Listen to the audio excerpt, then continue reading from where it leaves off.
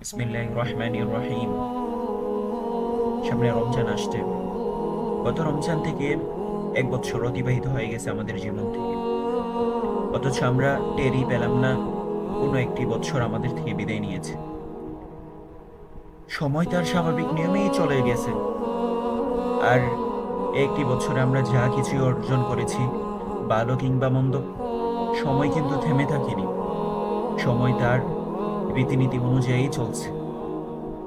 আর আল্লাহ পাক রব্বুল আলামিন বলেছেন, وتلك الأيام نداولها بين الناس وليعلم الله الذين آمنوا ويتخذ منكم شهداء والله لا يحب الظالمين। ইবনে কাসির রাহমাতুল্লাহি আলাইহি বলেন, এই সময়গুলো আমাদেরকে নির্দিষ্ট একটি সময়ের দিকে টেনে নিয়ে যাচ্ছে। এই সময়গুলো কখনো আমরা স্বর্ণ কিংবা মুদ্রার পাহাড় বা কোনো কিছুর বিনিময় দিয়ে ফিরিয়ে আনতে আমরা কখনো সক্ষম হতে পারবো না। আমাদেরকে তিনি সুযোগ দিয়েছেন। কত মানুষ আছে না যে আমরা গত রমজানে একসাথে ইফতার করেছি, একসাথে ঈদ উদযাপন করেছি, একসাথে সিহরি খেয়েছি, কিন্তু তারা আজকে নাই, মৃত্যুবরণ করেছে। তারা মাটির নিচে চাপা পড়ে আছে। আমাদেরকে তিনি দীর্ঘ হায়াত দান করেছেন, আলহামদুলিল্লাহ। যে রমজান উদযাপন, রমজানের ফজিলতগুলা, গুরুত্বপূর্ণ আলোচনাগুলা শোনার কিংবা আমল করার আল্লাহ পাক রব্বুল আলামিন তৌফিক দান করুন।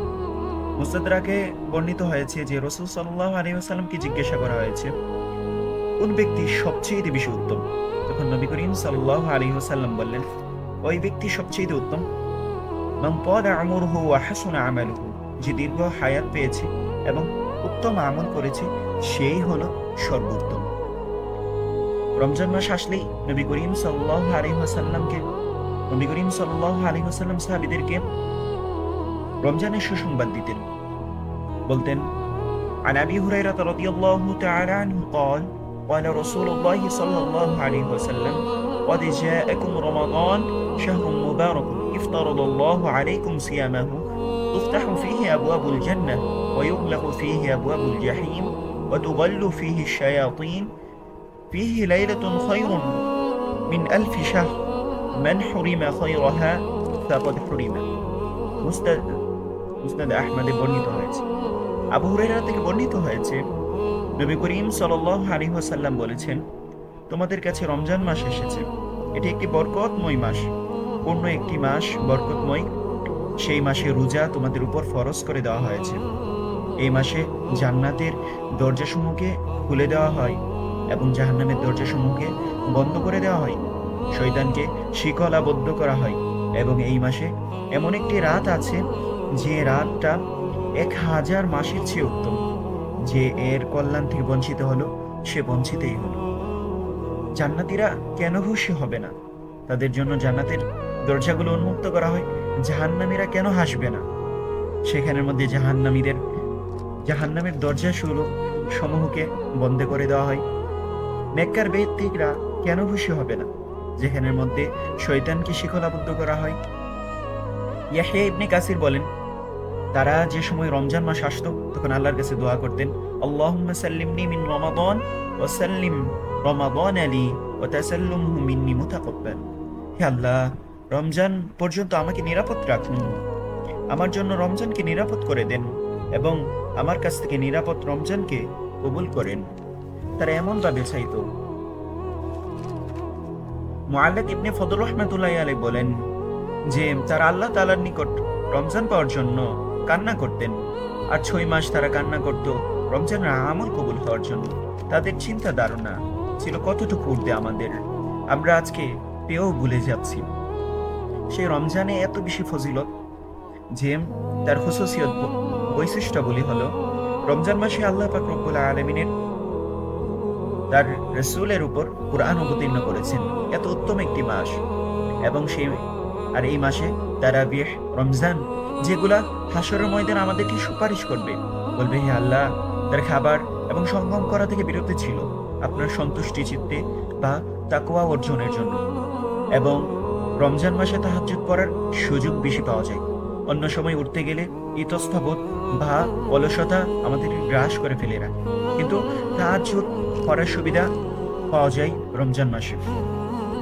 এবং সেই মাসে লাইলাতুল কদর পাওয়া যায়। যেটি 1 মাস হাজারের চেয়ে উত্তম।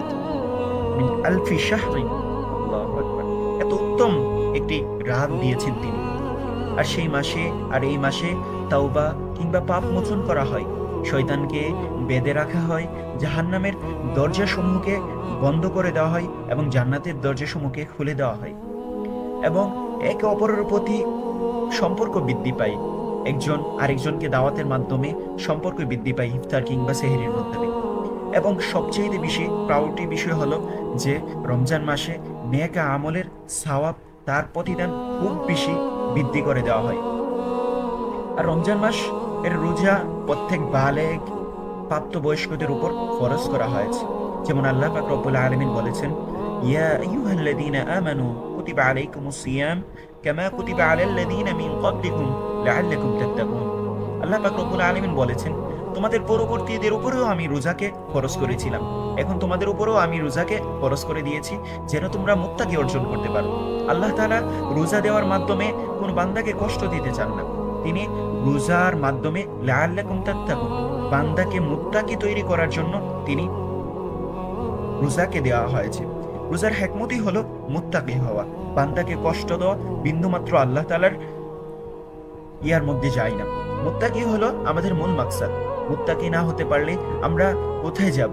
আল্লাহ পাক রব্বুল আলামিন বলেছেন, ইন্নাল মুত্তাকিনা ফি জান্নাতিন নাহার, আমি মুত্তাকিনদের জন্য তো আমি সমুদ্র, জান্নাতি সমুদ্র ও তো নহর আমি সৃষ্টি করে রাখেছি তাদের জন্য। এত মুত্তাকিনদেরকে আল্লাহ তাআলা ভালোবাসেন। আর আমরা সালাফদের আকীদা নিয়ে সালাফদের আলোচনা করি, কেননা সালাফরা কত বেশি সচেতন থাকতো গুনার ক্ষেত্রে। দেখেন, ইমাম বুখারী রাহমাতুল্লাহ আলাইহি বলেন যে আমি বালেগ হওয়ার পর থেকে কারো অনুপস্থিতিতে তার গীবত আমি কখনো করিনি, তার দোষ কখনো আমি বলিনি। ইমাম বুখারী রাহমাতুল্লাহ আলাইহি তারা কত বেশি সচেতন ছিলেন গীবতের ব্যাপারে। ইমাম শাফি রাহমাতুল্লাহ আলাইহি বলেন যে আমি সত্য কিংবা মিথ্যার মধ্যে কখনো আল্লাহর কসম খাইনি, তবে আমার অনেক সুযোগ ছিল যে আমি মিথ্যা কসম বা সত্যের ব্যাপারে খাওয়ার, আল্লাহর কসম, কিন্তু আমি তারপরও এগুলার ব্যাপারে আমি কসম খাইনি। আব্দুল্লাহ ইবনে ওয়াহাব বলেন, ওই ইয়াতাহাজ্জু ফিন্নার, এই আয়াত শোনার পর তিনি মাথা ঘুরিয়ে পড়ে যেতেন, বেহুশ হয়ে যেতেন। তারা কত বেশি সচেতন ছিলেন এ ব্যাপারে, গুনাহের ব্যাপারে, নারের ব্যাপারে, জাহান্নামের ব্যাপারে। আর অন্য একজন সালাফদের ব্যাপারে জানা যায়, তিনি যখন থেকে শুনতে পারলেন যে মিথ্যা বলার দ্বারা যার ব্যাপারে মিথ্যা বলা হয় সে ক্ষতিগ্রস্ত হয়, তখন থেকে তিনি মিথ্যা ছেড়ে দিয়েছেন। যে মিথ্যা যার ব্যাপারে বলতেছি সে তো কষ্ট পাবে কিংবা তার ব্যাপারে মিথ্যা রটানো হয়েছে, এই কারণে তিনি মিথ্যা বলাই ছেড়ে দিয়েছিলেন। আবু সুলাইমান দারমি বলেন যে আমি প্রতিদিন আয়নার সামনে যেতাম, গিয়ে আমার নিজের চেহারা দেখতাম যে আমার চেহারা কি কালো হয়ে গেছে গুনাহের কারণে। আমি এত বেশি গুনাহ করে ফেলছি যে আমার গুনাহের কারণে আমার চেহারার মধ্যে কালো ছাপ বুঝে যাইতেছে। আল্লাহ, তারা কত বেশি সচেতন ছিলেন। ইয়াজিদ ইবনে কাচ্চাশি বলেন যে তিনি চিন্তা করে বলতেন, দেখো তোমরা মৃত্যুর পর তোমাদের বদলে কেউ তোমার বদলা রোজা রাখবে না, সালাত আদায় করে দিবে না, যাকাত আদায় করে দিবে না, নেক আমল করে দিবে না, তাহাজ্জুদ পড়ে দিবে না। তোমরা যা কিছু করার দুনিয়াতে বেঁচে থাকতেই করে নাও, কিন্তু আখিরাতে যাওয়ার পর এগুলা করার তোমার কোনো সক্ষমতাই থাকবে না। দেখুন তারা কত বেশি সচেতন ছিলেন সালাফরা, কিন্তু আমরা আজ কি অবস্থা হয়ে আছি। আমাদের আদর্শ, আমাদের রীতিনীতি এমন হয়ে গেছে, আমরা নতুন খাবার, মজার খাবার কিংবা নতুন জামা, এগুলার পিছনে আমরা প্রতিনিয়ত চিন্তা চেতনায় ব্যস্ত হয়ে পড়ছি। আল্লাহর কথা আমরা ভুলেও চিন্তা করছি না। দুনিয়ার কর্ম ব্যস্ততা নিয়ে আমরা সর্বক্ষণ লিপ্ত হয়ে আছি। দীর্ঘ আশা পোষণ করছি যে আল্লাহ ক্ষমা করে দিবেন, আল্লাহ অনেক রহমত বর্ষণ করবেন আমার উপরে। এটা কি আমাদের জীবন? আল্লাহকে আমরা স্মরণ করি না, কিন্তু এত বড় আশা আমাদের ভিতরে লালন পালন করছি। আমাদের তো দরকার ছিল যে আল্লাহর ভয়ে এক ফোঁটা পানিও আমাদের চোখে আসা। যে আল্লাহ তাআলা বলেন যে মাছির সমপরিমাণ যে পানি আসবে চোখ দ্বারা, আমি এই চোখগুলাই আমি জাহান্নামে যাওয়ার জন্য আমি হারাম করে দিয়েছি, এই চোখের পানির ব্যাপারে। আর আমরা জিকিরের মজলিসে বসি না, আমরা জিকিরের মজলিসে আর বীর জমাই না। আগে কত মানুষরা বীর জমাইতো যে জিকিরের মধ্যে, আর জিকিরের মাধ্যমেই কলব পরিষ্কার হয়। কলবের মধ্যে যত গুনাহের জঙ্কার আছে, হাদিসে বর্ণনা হয়েছে, সবগুলা জিকিরের মাধ্যমেই পরিষ্কার হয়। আমরা সত্যি দান করি না, এগুলার ব্যাপারে আমরা ধারে কাছেও যাই না। এগুলা কি কখনো প্রকৃত মুমিন হওয়া যায়? এগুলা ছাড়া কি কখনো সুখ আসা যায়? এগুলা দ্বারা কি কখনো সুখ, প্রকৃত সুখ আশা করা যায়? দেখেন সালাফরা কত বেশি সচেতন ছিলেন। সালাফদের আমলে সবসময় ব্যস্ত থাকতেন। হযরত ইবনে ওমর রাদিয়াল্লাহু তাআলা বলেন যে ওমর রাদিয়াল্লাহু তাআলার মৃত্যুর পর পর্যন্ত ধারাবাহিকভাবে তিনি রোজা রেখে গিয়েছিলেন। মৃত্যু পর্যন্ত তিনি ধারাবাহিকভাবে রোজা রাখছিলেন, রোজা ভাঙ্গে নাই। আর নেককারদের সর্দার, পাপিষ্ঠদের হত্যাকারী হযরত ওসমান রাদিয়াল্লাহু তাআলা সম্পর্কে আবু নুআইম বলেন, দিনের বেলায় তিনি দান খায়রাত করতেন, আর রাতের বেলায় তিনি নামাজও বেঁচতে থাকতেন, আর বিপদকে তিনি পরীক্ষা মনে করতেন। উসমান রাদিয়াল্লাহু তাআলা আনহু কত বেশি সচেতন ছিলেন। আর জুবাইর বিন আব্দুল্লাহ তার দাদা হতে বর্ণিত, যুগ যুগ ধরে রোজা রাখতেন তিনি। রাতে শুরু ভাগে তিনি ঘুমাতেন, আর শেষ ভাগে নামাজে দণ্ডায়মান থাকতেন, দাঁড়িয়ে থাকতেন। দাঁড়িয়ে দাঁড়িয়ে নামাজে রত অবস্থায় সময় পার করতেন। তাকে যে সময় শহীদ করা হয়েছিল তখন তার হাতে ছিল কুরআন, আর তার গাল বিয়ে এবং দাড়ি বিয়ে চোখের পানি অস্ত্র করছিল। তাদের কেমন জীবন ছিল, আর আমরা প্রতিনিয়ত কত গুনাহের জালে আবদ্ধ হচ্ছি।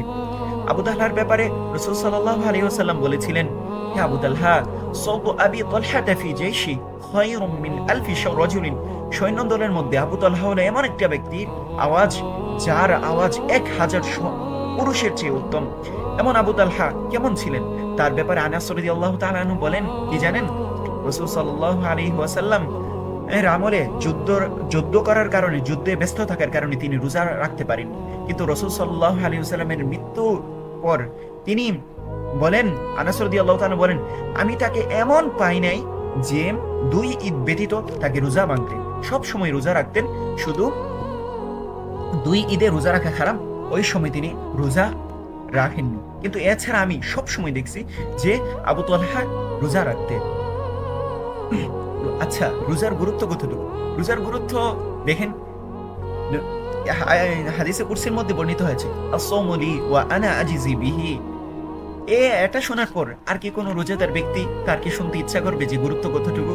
যে আল্লাহ তাআলা নিজেই বলেছেন যে রোজা হলো ওয়াস-সাওমু লি, রোজা হলো এটা আমার, আর ওয়া আনা আজিজি বিহি, এটার প্রতিদান আমি নিজে দিব। আল্লাহ যেখানের মধ্যে আল্লাহ তাআলা নিজে প্রতিদান দিবেন, সেখানের মধ্যে আর আমাদের কি চাওয়া আছে? আল্লাহর থেকে প্রতিদান পাবো আমরা। রোজা আমাদের জন্য একটি নিয়ামত, যে নিয়ামতের মাধ্যমে আল্লাহ তাআলার থেকে আমরা নিজেরা প্রতিদান পাবো। আল্লাহ তাআলা নিজে প্রতিদান দিবেন। একটু ভাবুন তো, কিংবা চিন্তা করুন তো, কতটুকু আল্লাহ পাক রব্বুল আলামিন মহব্বত করে আমাদের জন্য একটা স্পেশালি অফার রেখেছেন তিনি আমাদের জন্য। আর দেখেন, আর রমজান মাস হলো যে এমন একটা গুরুত্ব একটা মাস, আর আমরা সেই মাসের মধ্যে কত কিছু না অবহেলার মধ্যে কাটাই। শেষ রমজান আমাদের কত বেশি গুরুত্বপূর্ণ একটা যে রহমত, বরকত, নাজাতের একটি টাইম, কিন্তু সেই সময় আমরা মার্কেটিং বা নিজেকে ব্যস্ততা গড়িয়ে ফেলি, যে বিভিন্ন মার্কেটের মধ্যে আমরা গিয়ে নিজের সময়, অযথা সময়গুলোকে নষ্ট করি। কিন্তু আমরা ভাবি না যে সেই মাস আমাদের জন্য কত বেশি উত্তম, যে মাসে প্রতিদিন আল্লাহ নিজেই দিবেন। আরেকটা ফজিলত হলো যে রোজাদারের মুখের দুর্গন্ধ। রোজা না খাবার খাওয়ার কারণে, না পানি পান করার কারণে মুখের মধ্যে একটা অন্যরকম একটা গন্ধ চলে আসে, যে গন্ধের ব্যাপারে নবী করিম আল্লাহ তাআলা নিজে বলেন যে এই গন্ধটা আমার কাছে এত বেশি প্রিয় যে মেশকে আম্বরের চেয়েও মিগ্ন নাবি, হরিণের মিগ্ন নাবি, মেশকে আম্বর হলো হরিণের মিগ্ন নাবির মধ্যে যে একটা ঘ্রাণ প্রভাবিত হয়, সে প্রভাবের চেয়েও আমার কাছে বেশি আনন্দ লাগে, কিংবা আমার কাছে সে জ্ঞান এত বেশি মিষ্ট লাগে। বুখারীতে বর্ণিত হয়েছে। আর দেখেন, নবী করিম সাল্লাল্লাহু আলাইহি ওয়াসাল্লাম বলেছেন, মান সামা রমাদানা ঈমানান ওয়া ইহতিসাবান গুফিরা লাহু মা তাকদ্দামা মিন যামবি। যে রোজা পালন করলো নিজের ঈমান বৃদ্ধির কারণে, সওয়াব প্রত্যাশায় যে রোজা রাখলো পরিপূর্ণভাবে, হক আদায় করে, তার মা তাকদ্দামা মিন যামবিকা, তার পূর্বের সমস্ত গুনাহ আমি মাফ করে দিলাম। আল্লাহ পাক রব্বুল আলামিন এত বেশি সুযোগ দিয়েছেন। রাসূল সাল্লাল্লাহু আলাইহি ওয়াসাল্লাম বলে গিয়েছেন যে তার পিছনের সমস্ত গুনাহ মাফ করে দিলাম। দেখেন কত একটা চিন্তা বিষয়, আমাদেরকে কত বেশি অপরচুনিটি দেওয়া হয়েছে। আরেকটা দেখেন, আরেকটা গুরুত্বপূর্ণ হলো যে রমজান মাসে যে রোজা, তারাবি সবগুলাই আপনার জন্য সুপারিশের কারণ হবে। তারা গিয়ে বলবে, আল্লাহ, সে তো খাবার খায়নি দিনের বেলায়, সে তো সঙ্গম করেনি, সে তো সবগুলা থেকে বিরত ছিল, আপনার নাফরমানি, অবাধ্যতা হতে সবগুলোই থেকে বিরত ছিল। আপনি তাকে জাহান্নামে দিয়েন না, আপনি আমার সুপারিশগুলোকে কবুল করেন। আল্লাহ পাক রব্বুল আলামিন কি ফিরিয়ে দিবেন? আল্লাহ তাআলা তো রহমানুর রহিম, তিনি কখনো ফিরিয়ে দিবেন না কারো সুপারিশ। তখন তিনি না ফিরিয়ে দিয়ে বান্দাকে জান্নাতে প্রবেশ করে দিবেন। কত না চমৎকার, কি না চমৎকার! আর রাসূল সাল্লাল্লাহু আলাইহি সাল্লাম তো বলেছেন, আস-সাওমু জুন্নাহ, রোজা হলো একটি ঢাল শুরু। রোজা আপনার জাহান্নামের জন্য একটি প্রতিবন্ধকতা হয়ে দাঁড়াবে। ঢাল গিয়ে প্রতিবন্ধকতা সৃষ্টি করবে, আপনাকে যেতে দিবে না। রোজাদারকে আল্লাহ তাআলা এত বিশেষ সুযোগ দান করেছেন যে রোজাদারদের জন্য আল্লাহ তাআলা আলাদা একটা জান্নাতি সৃষ্টি বা দরজাই সৃষ্টি করছেন, সংবাদনা জিজ্ঞাসা সংবর্ধনা তিনি দেওয়ার জন্য।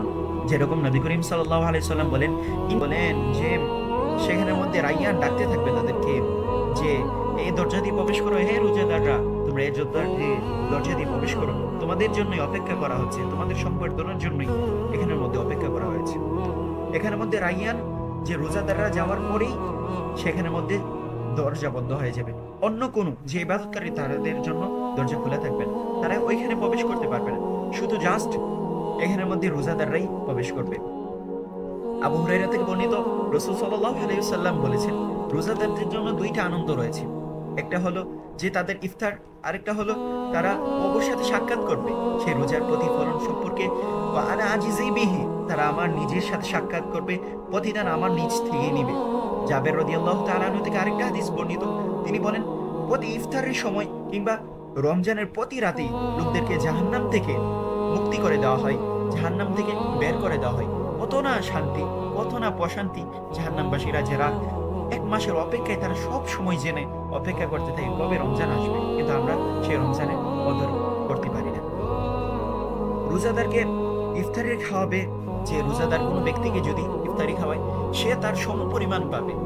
রমজানের যতটুকু রোজা রাখার মাধ্যমে সে যতটুকু সওয়াব পাইছে, সে ততটুকুই সওয়াব পাবে রোজাদারকে ইফতারি করলে। আমরা কত না অবহেলা করি যে একজন মুসলিম ভাইকে, আল মুসলিম আখুল মুসলিম, মুসলমান ভাই ভাই, আবু যর গিফারির ঘটনা শুনেননি? তিনি ভাই ভাই মুসলমান ভাই হওয়ার জন্য নিজেকে বিলিয়ে দিয়েছে। সেখানের মধ্যে একজন মুসলমানের সহায়তা করা তো এটা আমাদের ইমানই একটি দায়িত্ব, অদুয়াল ইমান, মানে একটি অংশ বলা যেতে পারে। সেখানের মধ্যে আমরা কত বড় অবহেলা করছি।